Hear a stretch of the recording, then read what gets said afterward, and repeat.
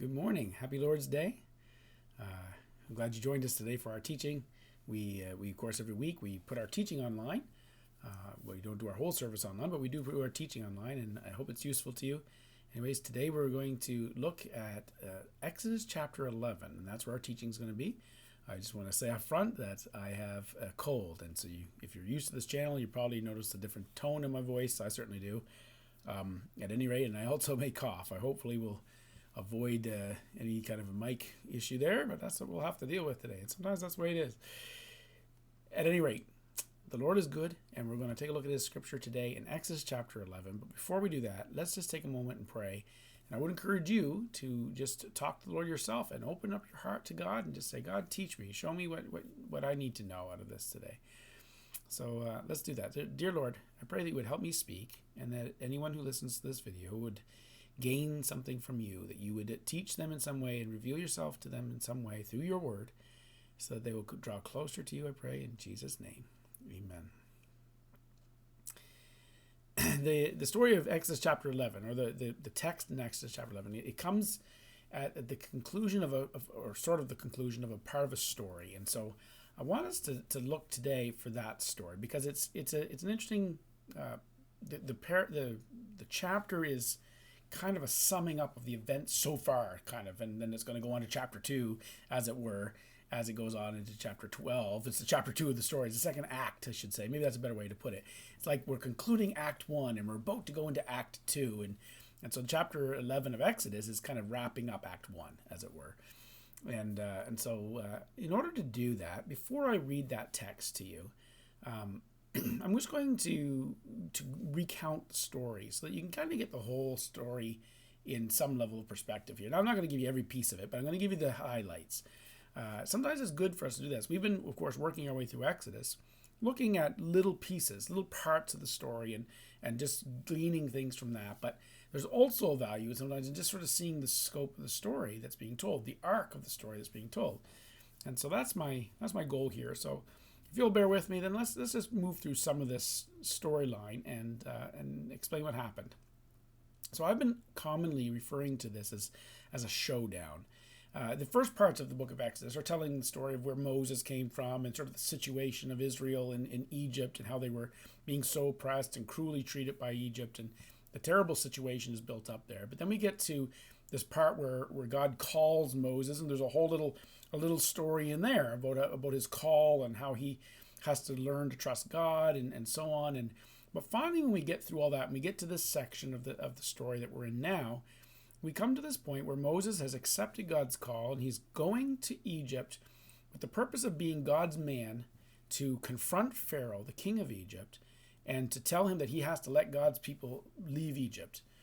And so that's kind of the setting, if you will. And so he's going with his brother Aaron, and Aaron as his spokesman, as it were, and Moses the leader.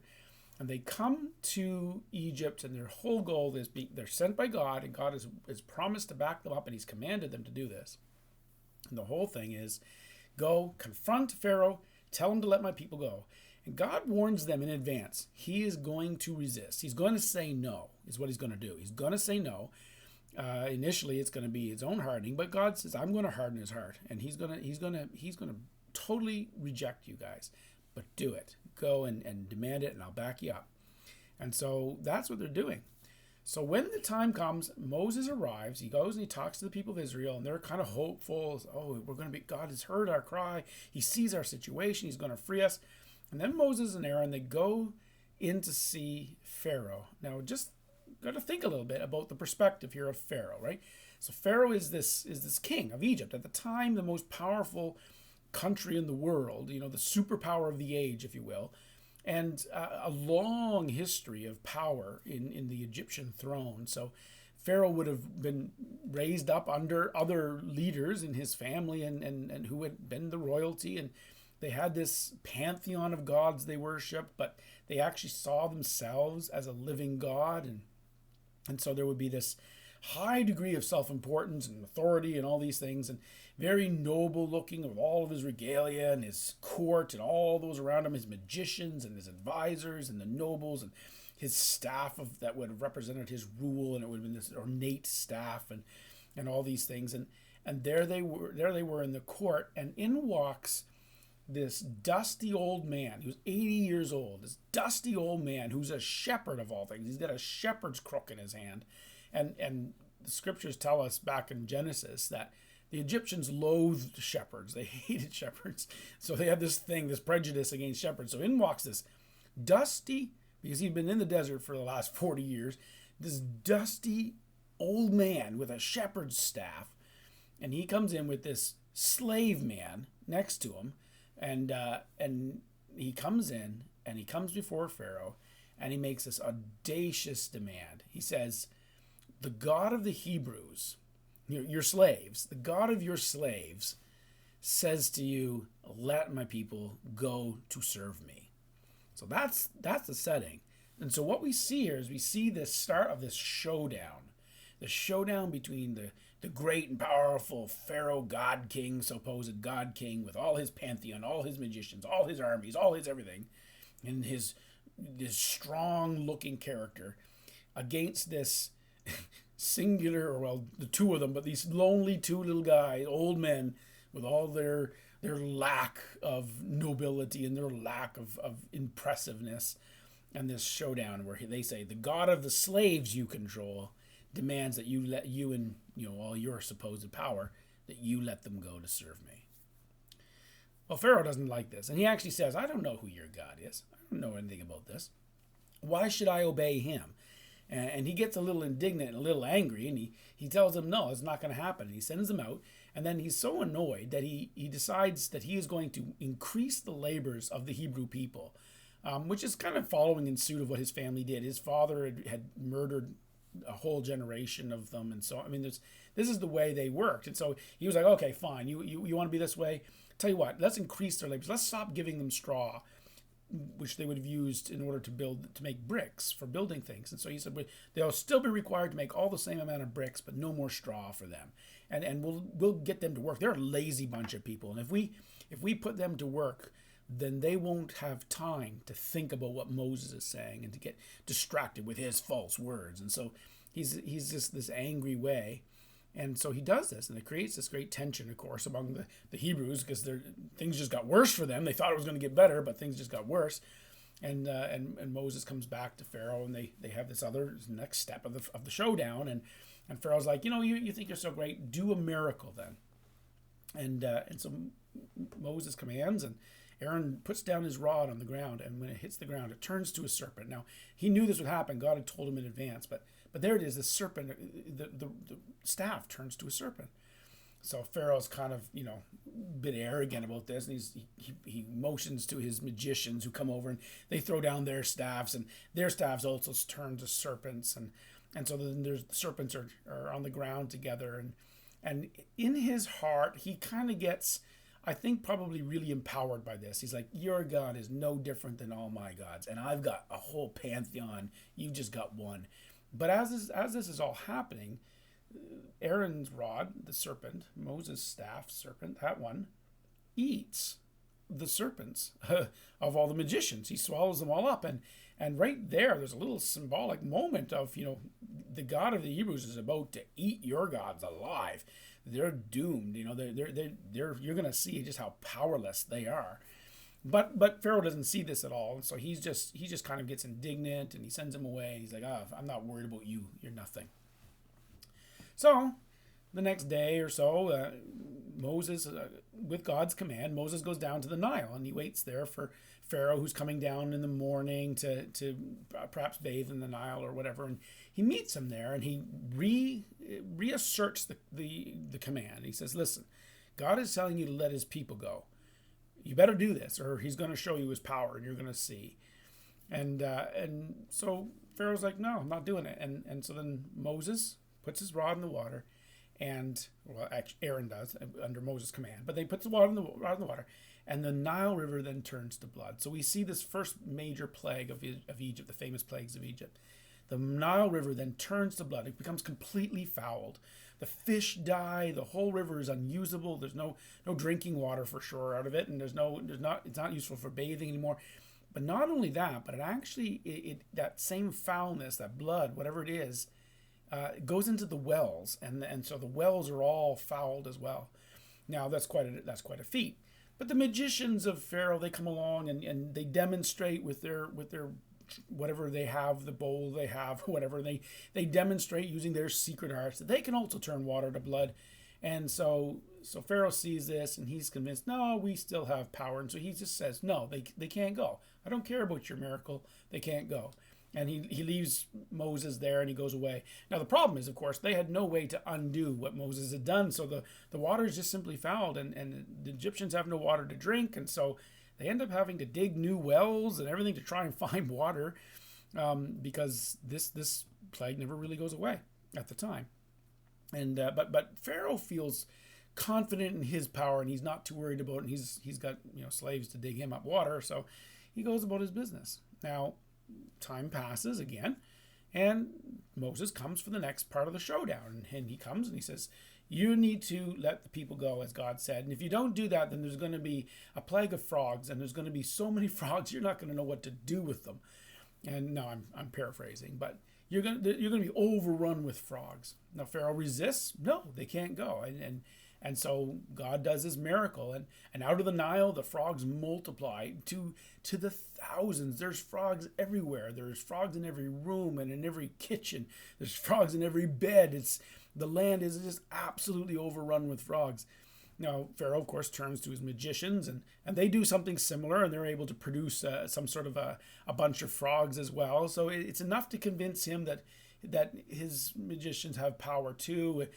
But then over time, it just becomes kind of problematic because these frogs aren't going away. And even though his magicians can make them, well, they can't make them go away. So finally he says, well, listen, you can go if you get rid of these frogs. Fine, I'll let you go. So Moses says, okay, well, what would you like? You tell me, when should I do this? And I'll pray to God and he'll remove them. And the honor is yours. Pick the time. She's like, well, tomorrow. And so, which is weird to me. Why would you say tomorrow or not like right now? But anyway, he does, and so then Moses entreats God the next day, and all the frogs die. And they die all over the land. They don't just hop away, they die. And so then there's just the corpses of frogs everywhere. It says that the land becomes foul. And so all the Egyptians keep them up and put them into great big huge piles of these massive piles of stinking frogs everywhere. But even though that foulness was there, frogs were no longer in the beds and in the chambers and everything. And so Pharaoh felt relieved from the plague, and so he hardened his heart. And he said, you know what, I'm not going to let them go. And even though he had said he would, he had no problem just lying. And so he said, I'm not going to let them go. They're not going. So then the showdown goes on a little further. And then basically Moses comes with the next plague, and he brings as God commands him, and there's a demonstration, and all these gnats come upon the land of Egypt. Thousands and thousands of gnats, or perhaps lice. It's just a word in the old Hebrew that means a small insect. So we're not sure exactly what kind, but you might say a translation in English might be a gnat or lice or something. But just massive amounts of these small, tiny insects that just infest everything everywhere. And it's just you can imagine, it makes my skin crawl just thinking about it, the itchiness. And as this happens and the land is overtaken with it, the magicians are unable to produce a similar effect. They can't do it. And so they come to Pharaoh and they're like, man, this is the finger of God. This is something bigger than than the little tricks we can do. This is way bigger than that. But Pharaoh's got a hard heart now, and he's hardening his own heart against it. And he's like, well, I don't care. So they can do one trick that's not good. And so he won't relent. So then the next plague comes. Moses then comes and he says, listen, you let the people go as God said, or there's going to be a plague of flies. There's going to be swarms of flies in the land, and it'll lay your land in ruin. And Pharaoh resists, and he won't listen. And so the flies come. God causes swarms of flies to be everywhere throughout the whole land, except that he sets apart his own people. Now, the Israelites, the Hebrews, they lived in a part of Egypt called Goshen. And God, in order to show Pharaoh, to make it very clear, this is not just some sort of natural phenomena or some sort of unique thing that some sort of trick that Moses is doing. The land is going to be overwhelmed with swarms of flies, but Goshen isn't going to be. Goshen isn't going to be touched. And that's exactly what happens. The swarms come in, and it's just horrible. But Goshen isn't. There's nothing there, and so finally Pharaoh, when he sees this, and the plague becomes unbearable for him, he finally says, "Okay, listen, I'll let you sacrifice to your God, but you can't leave the land. You got to stay here in Egypt, and you do it here." And Moses is like, "No, we have to go. We can't do this here. If we do our sacrifices to God here, your people are going to hate us. They don't believe in God, and so they're going to see us as kind of an abomination. And so no, we've got to go." And well, the pressure of the swarm, finally Pharaoh relents. Fine. And so okay, then Moses asks God, and the swarm of the flies is blown away, and it's done, and it's all over. But then Pharaoh's heart becomes hardened again. He hardens his heart against again, and he decides, you know what, I'm not letting them go. I'm not giving up this freely. And after all, I'm the king of Pharaoh of Egypt. I'm the Pharaoh. I'm the God, and I'm not letting them go. And so he once again decides he's not letting them free.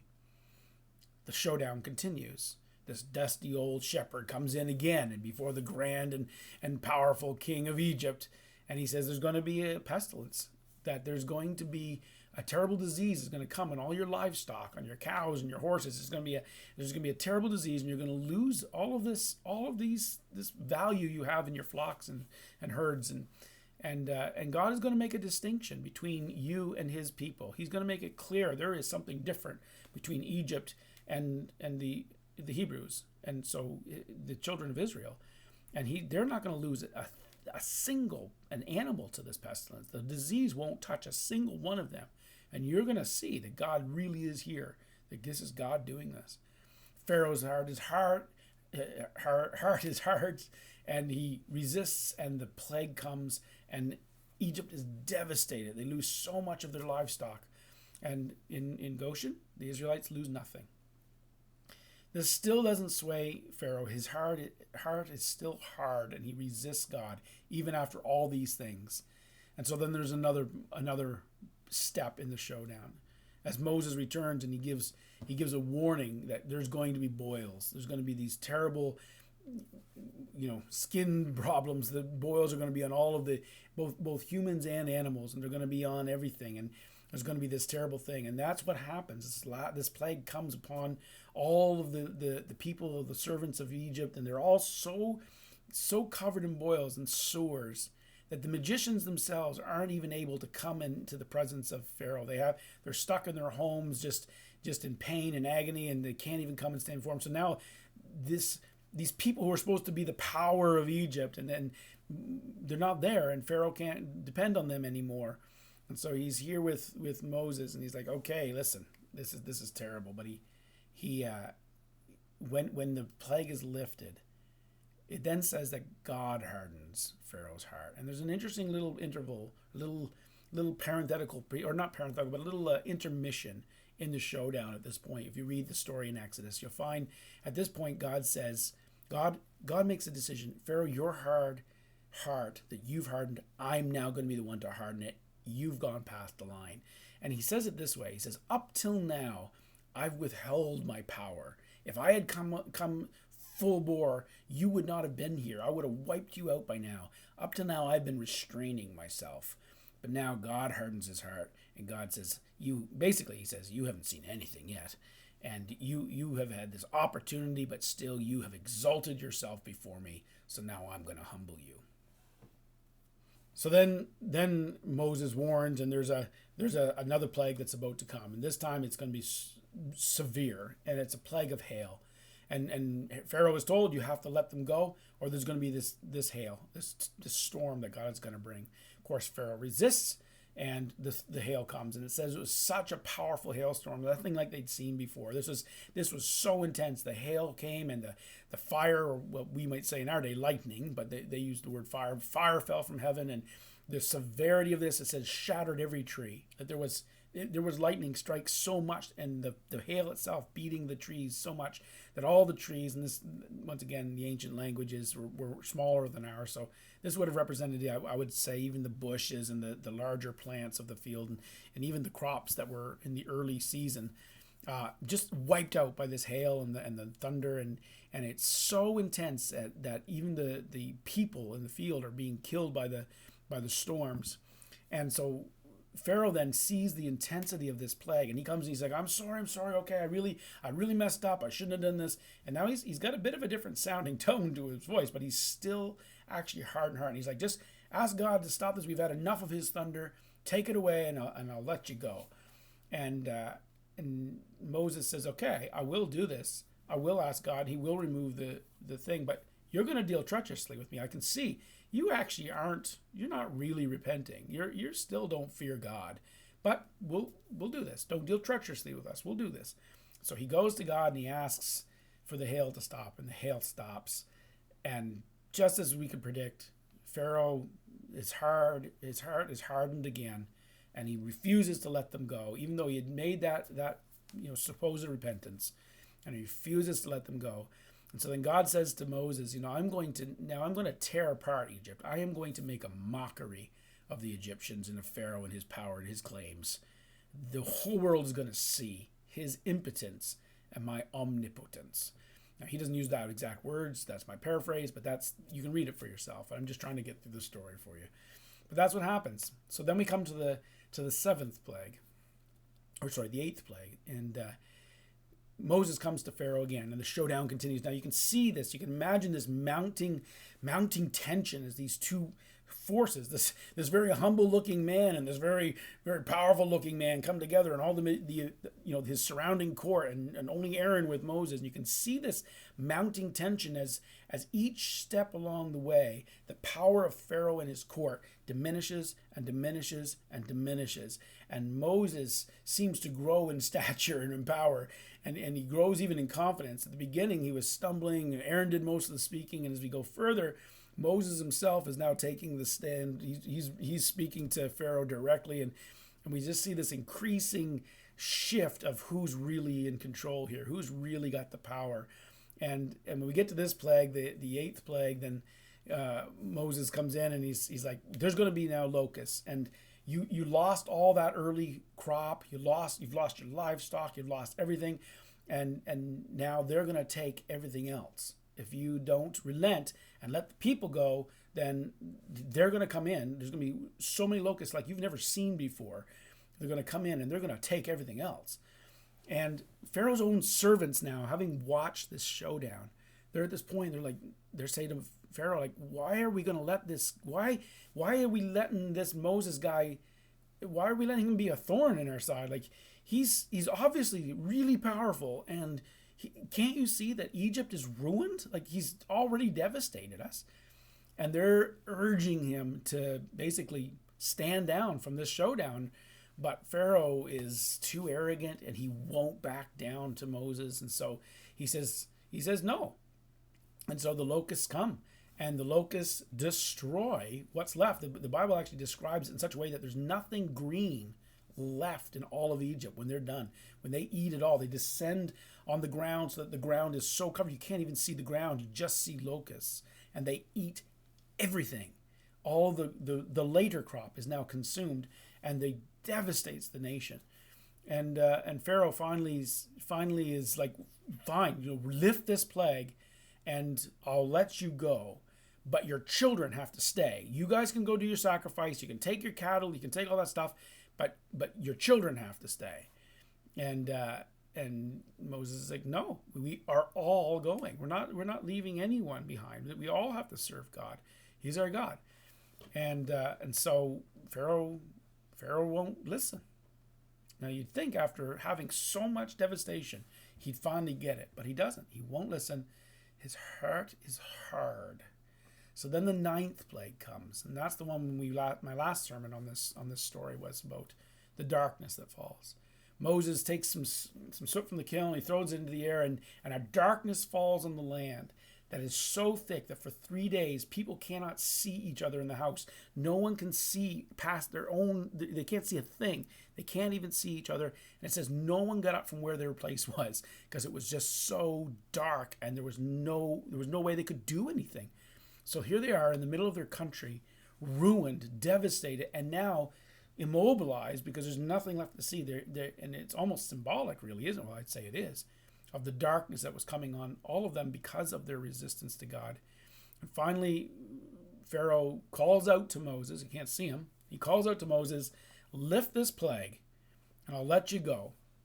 And he says, you can even take your kids. You can all go. You just have to leave your livestock behind. And Pharaoh and Moses is like, no, this isn't all. It's the whole thing. We're taking, not a single hoof will be left behind. Everything goes. And so Pharaoh gets furious, and he gets super furious.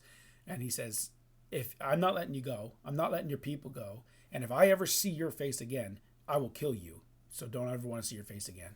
So Moses is like, well, you're right. You won't ever see my face again. And that's when we get to this chapter. And so I want to read to you chapter 11. It's after all that has happened. And it says this. Chapter 11 of Exodus. Now the Lord said to Moses, one more plague I will bring on Pharaoh and on Egypt. After that, he will let you go from here. When he lets you go, he will surely drive you out from here completely. Speak now in the hearing of the people that each man ask from his neighbor and each woman from her neighbor for articles of silver and articles of gold. The Lord gave the people favor in the sight of the Egyptians.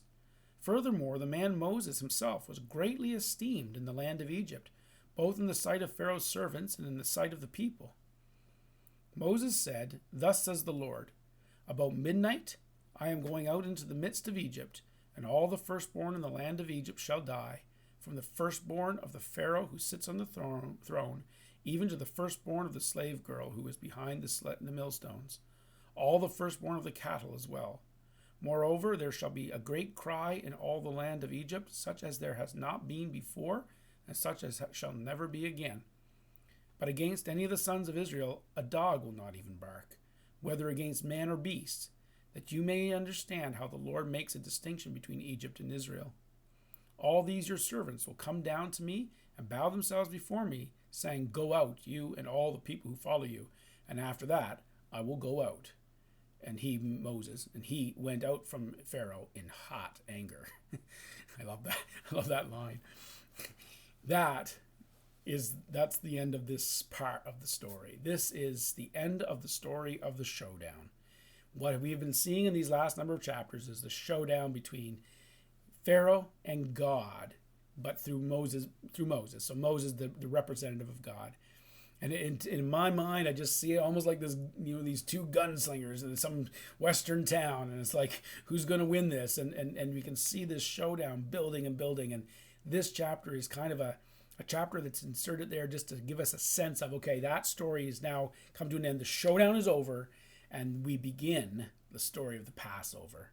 And that's the Passover and all that it means is amazing. And in future sermons, we're going to look at that in detail and discover all the wonderful truths that are in the story of the Passover and the story of that final plague, which is a very terrible moment, but out of which comes amazing truths, amazing good. And we'll do that in the future.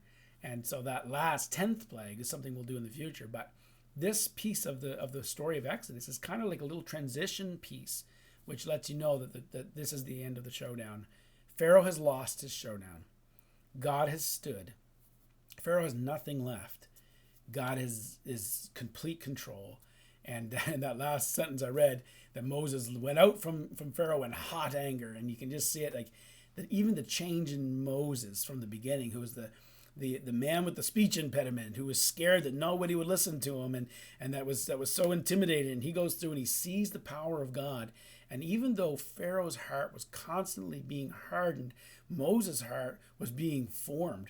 This man was being built. God was showing him his power. Moses was getting it. And by the end, his confidence in the Lord and his power is absolute, to the point that he's actually angry. Pharaoh, what is wrong with you? And he goes out in hot anger, and it's amazing. But then the last two verses of chapter 11, it says, then the Lord said to Moses, Pharaoh will not listen to you, so that my wonders will be multiplied in the land of Egypt. Moses and Aaron performed all these wonders before Pharaoh, yet the Lord hardened Pharaoh's heart, and he did not let the sons of Israel go out of his land. And that's the end of Act 1, if you will. right there. So here's what I want to ask you, just to draw some application for us today. Excuse me. I want to ask you this. What's this story really all about? When all that I just told you there, what's it really all about?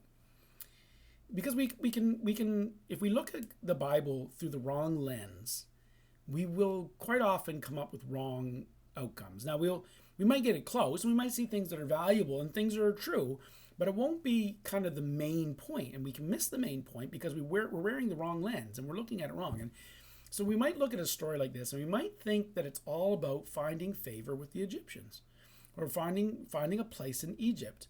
That Goshen, there's Goshen, the place that they live within Egypt, and we think, look how God didn't destroy Goshen, how He spared Goshen, and so He was building His people within Egypt, this beautiful place, and while Egypt got destroyed because of its totalitarianism, but then there God's people were blessed and thrived within Egypt, and we might be tempted to think that that's the point, but it's not. Or we might be tempted to think, the story is all about the freeing of slaves. That's what it is. God saw people who were in slavery, wanted to free them from slavery, and so He's changing the culture. And so as we read in that last little part, it says that there was, right, the Lord gave the people favor in the sight of the Egyptians. Furthermore, the man Moses himself was greatly esteemed in the land of Egypt, and that they were able to ask their neighbors for articles of silver and gold. We might say some sort of reparations there for the slavery. And we can look at those parts, and there may be some interesting truths there. But if we think that's the whole point of this, then we'll kind of make a mistake, and we think, the whole story is about freeing these people in Egypt so that they will live better. They'll live on equal footing, perhaps, with the Egyptian neighbors. But that's not the point.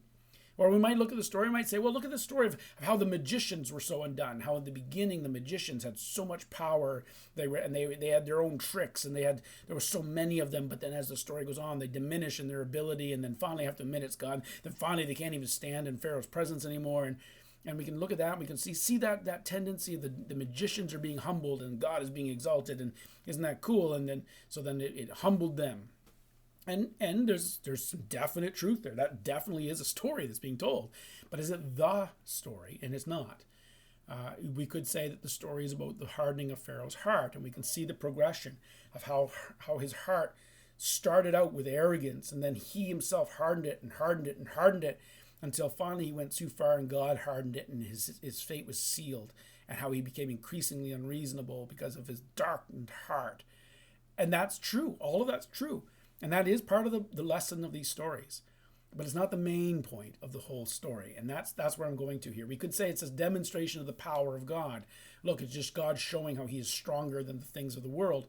And that's true. That is true too. Every one of these things, I would argue, every one of these things has truths to them and are important lessons. And they preach well because they're part of what the Bible is talking about. But it's not the point of the whole story. And it's not the point of the grand story that's being told here. And that's what I'm asking you. What do you think is what's the lens that we should look through? What's the big thing here that's happening here? And that, I think, we can find in the story itself. And I want to take us back just briefly to Exodus chapter 6, verse 6 to 8. So Exodus chapter 6, verse 6 to 8 says this. It says, "Say therefore to the sons of Israel." Now, I want to remind you, this is at the beginning of the story, in the early part of Act 1, when Moses is going, before the showdown has really happened.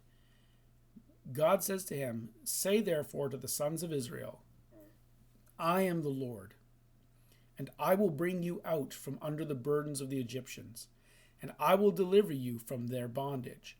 I will also redeem you with an outstretched arm and with great judgments. Then I will take you for my people, and I will be your God, and you shall know that I am the Lord your God, who brought you out from under the burden of the Egyptians.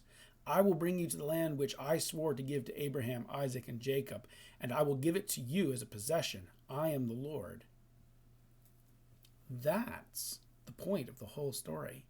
If we fall short of this little statement, this very important statement, then we can read this whole story and all the wonderful truths that are in it about these other things. We can think that they're the main thing. We can think that this is a story just about the freeing of slaves, right? or the making of Goshen, or the removing of a totalitarian government, or something like this. We can miss the mark altogether. And we can think that this was a story all about making these people the citizens of Egypt. Right? We think that God's goal in all this was simply to make them the citizens of Egypt on equal footing. Then we miss the point of the whole story, because God's never had the plan of making them citizens of Egypt. It wasn't about making them equals or making them respected or making them prosperous within Egypt. God's plan from the beginning was to take them out of Egypt for a very important reason. Not just to make them a great nation, but because of what we just read here. Because he is the Lord. He is their Lord. He's our Lord, hopefully. We need to understand this. When we are applying this story and all of its various pieces to our own lives, we need to understand God's power in your life is not just to make you a better citizen of Egypt, or a better citizen on earth, if we will. Egypt is it's metaphorical for earth, for our world right now that we live in. Pharaoh, I suppose you could say, is Satan or something in our world, the powers that are against God in our world. God's power for them, God's power for you, has never been to make Egypt a great place for you. He's not about making Egypt great again. It was never about making Egypt this wonderful place, or making you a full-fledged citizen of Egypt that's able to stand beside other Egyptians. It was never his plan. His plan has always been what this said. And I want to read it again, because it's important to get this and apply it to your own life with God. Say therefore to the sons of Israel, I am the Lord, and I will bring you out from under the burdens of the Egyptians, and I will deliver you from their bondage. I will also redeem you with an outstretched arm and with great judgments. Then I will take you for my people, and I will be your God. And you shall know that I am the Lord your God, who brought you out from under the burden of the Egyptians. I will bring you to the land which I swore to give to Abraham, Isaac, and Jacob, and I will give it to you for a possession. I am the Lord. That phrase, I am the Lord, is said 3 times in that sentence, in that little paragraph.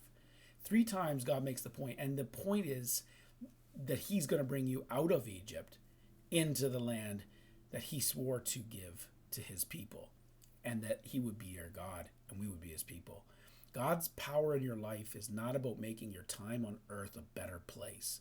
It's about ultimately bringing you into the final rest, his kingdom, for eternity. The book of Hebrews in the New Testament makes this very clear. If you read that, if you want to do something with your devotional time, read that, how he talks about God's rest. He's talking about the promised land for all of us, how we're called to come to this place that God is taking to us, that there's a kingdom of heaven that ultimately will be on earth, yes, but there's a kingdom of heaven that we're being brought to. We're not being made citizens of Egypt. We're being made citizens of God's kingdom.